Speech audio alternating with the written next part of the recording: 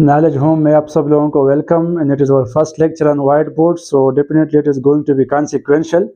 And आज हम overall discussion करेंगे कि नॉलेज होम का पर्पस क्या है एंड किस तरह जो है मोडस ऑपरेंडी है नॉलेज होम का एंड क्यों हम रिटन एक्सप्रेशन बिल्ड करना चाहते हैं। सो ये एक ऑब्वियस सी चीज़ है कि जो नॉलेज होम है उसका बेसिक पर्पस है रिटन एक्सप्रेशन को बिल्ड करना। अब ये रिटन एक्सप्रेशन हम क्यों बिल्ड कर रहे हैं? फॉर एग्जाम्पल अगर आप फ्रीलांसिंग करते हैं या ब्लॉगिंग करते हैं या आप कंटेंट राइटर है, सो डेफिनेटली उसमें आपका जो रिटन एक्सप्रेशन है ये बेस्ट होना चाहिए, to the point, exact, relevant होना चाहिए, अच्छा होना चाहिए, इसलिए तो उसी वजह से आप एक्सेप्टेबल होंगे। अगर आप फॉर एग्जांपल आर्टिकल्स लिखना चाहते हैं या जर्नल्स लिखना चाहते हैं या रिसर्च पेपर है तो उसमें भी जो राइटिंग की स्किल है वो बहुत ज़्यादा ज़रूरी है, लाजिमी है, इंडिस्पेंसिबल है। उसके बाद अगर आप CSS, PMS या जो इंडियन एडमिनिस्ट्रेटिव सर्विसेज का जो एग्जाम है उसमें आप एसे राइटिंग करते हैं या और कोई क्वेश्चन राइट करते हैं तो उसके लिए भी एक्सप्रेशन का बिल्ड होना ये बहुत ज़्यादा ज़रूरी है। तो इसी वजह से जो नॉलेज होम में उसका बेसिक पर्पस होगा रिटन एक्सप्रेशन को बिल्ड करना, so it will assist you in many domains. अब हम ये रिटन एक्सप्रेशन जो है किस तरह बिल्ड करते हैं, कौन सी जो मिस्टेक हम राइटिंग में करते हैं जिसकी वजह से हमारा एक्सप्रेशन जो है अच्छा नहीं होता, exact, to the point and relevant नहीं होता, सो उसको हम आज डिस्कस करते हैं।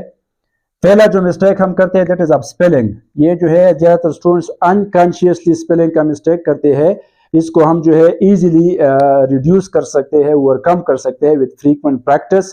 सो स्पेलिंग का जो मिस्टेक होगा हमारे राइटअप में, सो definitely it will be unacceptable because it ये बहुत ज़्यादा जो है सिंपल एंड कॉमन सा मिस्टेक है। अब स्पेलिंग के बाद हम जो मिस्टेक करते हैं दैट इज ग्रामर। ये जो है थोड़ा सा कॉन्सिक्वेंशियल एंड लाजमी है। ग्रामर का मतलब है parts of speech and sentences. Remember कि ग्रामर में हमारे पास 50% जो है ये पार्ट्स ऑफ स्पीच है एंड 50% सेंटेंसेस है। सो पार्ट्स ऑफ स्पीच को कवर करना ये भी जो है इतना मुश्किल टास्क नहीं है, इसको हमने ऑलरेडी कवर किया है with lecture through page. Sentences को कवर करना ये अ लिटिल बिट चैलेंजिंग है बिकॉज यहाँ पर सेंटेंसेस में आप जो है सेंटेंस के स्ट्रक्चर को देखेंगे, simple, compound, compound, complex sentences. उसके बाद हमारे पास टेंस सीक्वेंसिंग है। फॉर एग्जांपल एक क्लास में जो है हमने प्रेजेंट टेंस यूज किया है तो दूसरी क्लास में कौन सा टेंस होगा, या एक क्लास में हमारे पास जो है फास्ट टेंस है तो दूसरी क्लास में कौन सा टेंस होगा। डिपेंडेंट, इंडिपेंडेंट क्लासेस, वहाँ पर पंक्चुएशन की जो रूल्स है सो उसको भी हम सेंटेंसेस में कवर करते हैं। इस पे ऑलरेडी हमारे लेक्चर मौजूद है। उसके बाद जो थर्ड मिस्टेक स्टूडेंट्स कहते हैं दैट इज ऑफ एक्सप्रेशन। अब एक्सप्रेशन का मतलब ये है कि आप जो राइटअप करते हैं ये सिंपल है या जो जिस राइटअप के लेवल के मुताबिक है या नहीं है। फॉर एग्जांपल आप एक फ्रीलांसिंग या ब्लॉगिंग करते हैं या आर्टिकल्स लिखते हैं तो राइटिंग का अपना एक एक्सप्रेशन होता है, एक स्टाइल होता है, डिक्शन होता है, एक फिजियोलॉजी उसकी होती है। फॉर एग्जांपल अगर मैं कहूँ कि India and China are enemies या China and United States are enemies, तो ये तो ग्रामेटिकली ठीक है लेकिन बहुत ज़्यादा सिंपल सेंटेंस है, चाइल्डिश सेंटेंस है। तो इसको हम जो है थोड़ा सा डिक्शन के साथ, फिजियोलॉजी के साथ जो है इसका लेवल हाई करेंगे सिंपली। अगर मैं कहूँ कि India and China they are engage in hostile relationship या they are engage in antagonistic relationship, तो ये जो है ये जो वर्डिंग है ये कंपेरेटिवली बेटर है, एक्सेप्टेबल है। For example if you are writing in essay and CSS, so definitely CSS का मतलब है central superior services, so you must be superior in your writing as well. अगर आप सुपीरियर सर्विसेज ज्वाइन करना चाहते हैं तो आप तो सुपीरियर होनी भी चाहिए राइटिंग में, स्पीकिंग में एंड ओवरऑल पर्सनालिटी। उसके बाद जो मिस्टेक है दैट इज ऑफ कलोकेशन। अब कलोकेशन का मतलब है नेचुरल एसिमिलेशन बिटवीन वर्ड्स।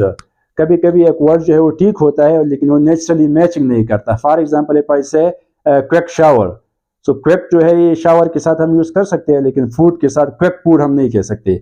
या अगर मैं कहूँ कि फास्ट फूड, हालांकि फास्ट एंड क्विक का मीनिंग सेम है लेकिन फास्ट फूड जो है ये सही है, क्विक फूड हम नहीं कह सकते, इसको हम कहते हैं कलोकेशन। ये भी हमने ऑलरेडी डिस्कस किया है। सर्कमलोक्यूशन का मतलब है एडिशनली किसी चीज़ को ऐड करना, किसी चीज़ की ज़रूरत ना हो और उसको हम ऐड करें, सो ये भी जो है नहीं होना चाहिए। हालांकि ये जो फ्रेजेस है या जो पोइट्री है या जो नावल है उसमें यूज़ होता है टू क्रिएट एम्बेग्विटी, लेकिन एकेडमिक राइटिंग में हम यूज़ नहीं कर सकते। उसके बाद जो फिफ्थ मिस्टेक है दैट इज कंटेंट। आप फॉर एग्जांपल किसी चीज़ को जस्टिफाई करेंगे, राइटिंग करेंगे एकेडमिक, सो उसके लिए जस्टिफिकेशन की ज़रूरत है with data, statistics, analysis, argumentation. For example अगर आप एक ऐसे लिख रहे हैं कि feminism is not really a third world issue, so इसको जो है आपने पहले अंडरस्टैंड करना है, कंटेक्चुअल अंडरस्टैंडिंग इसका क्या है और आप इसको जस्टिफाई किस तरह करेंगे अपने स्टंट्स को। तो इसके लिए डेटा चाहिए, स्टेटिस्टिक्स चाहिए, एनालिसिस चाहिए। ये जो है भी एक बहुत ज़्यादा इंपॉर्टेंट टर्म है। एंड लास्ट पे जो सबसे इंपॉर्टेंट चीज़ है दैट इज़ रेलेवेंस। अगर आपके ये सारे कंसेप्ट ठीक हो, आपकी स्पेलिंग ठीक हो, ग्रामर ठीक हो, पार्ट्स ऑफ स्पीच सही हो, सेंटेंसेस भी ठीक हो, एक्सप्रेशन भी ठीक हो, कंटेंट भी ठीक हो, लेकिन अगर आपका राइटअप रेलेवेंट नहीं है, फॉर एग्जांपल आपको किसी ने ऑर्डर दिया है फ्रीलांसिंग पे, तो अपवर्क पे या फाइवर पे, और आपकी सारी चीज़ें ठीक है लेकिन उसकी एक्सपेक्टेशन के मुताबिक नहीं है, तो डेफिनेटली जो राइटअप होगा वो एक्सेप्टेबल नहीं होगा। सो रेलेवेंस जो है ये बहुत ज़्यादा इंपॉर्टेंट चीज़ है। फॉर एग्जाम्पल आप ऐसे लिखते हैं PMS में या एडमिनिस्ट्रेटिव सर्विसेज ऑफ इंडिया में, सो आपने फॉर एग्जांपल ये feminism is not really a third world issue. अब इसका क्या मतलब है, ये तो टू मीनिंग्स हो सकते हैं कि थर्ड वर्ल्ड इशू कंट्रीज जो है उसको फेमिनिज्म इशू नहीं है, वहाँ पर पॉवर्टी है, करप्शन है, टेररिज्म है, अनएम्प्लॉयमेंट है, एक तो ये मीनिंग है। दूसरा ये मीनिंग है कि फेमिनिज्म जो है ये फर्स्ट वर्ल्ड कंट्रीज का इशू है, थर्ड वर्ल्ड का नहीं है, ये तो यूनाइटेड स्टेट में भी है, यूरोप में भी है, तो ये भी मीनिंग है। अगर इसको हम अंडरस्टैंड करें तो जो सेकंड मीनिंग है ये ठीक है। फॉर बिकॉज हमारे पास जो इंपॉर्टेंट टर्म होगा ये लिटिल बिट टेक्निकल है।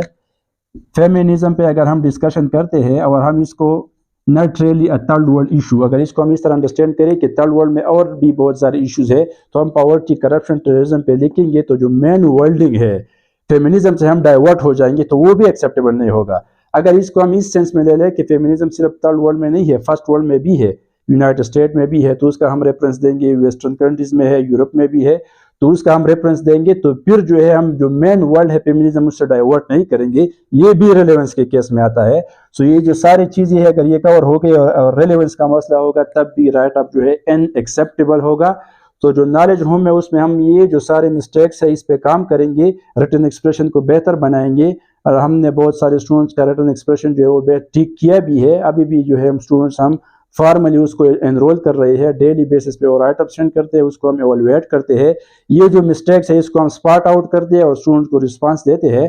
सो I welcome you all in the knowledge home and be the part of it. Thank you.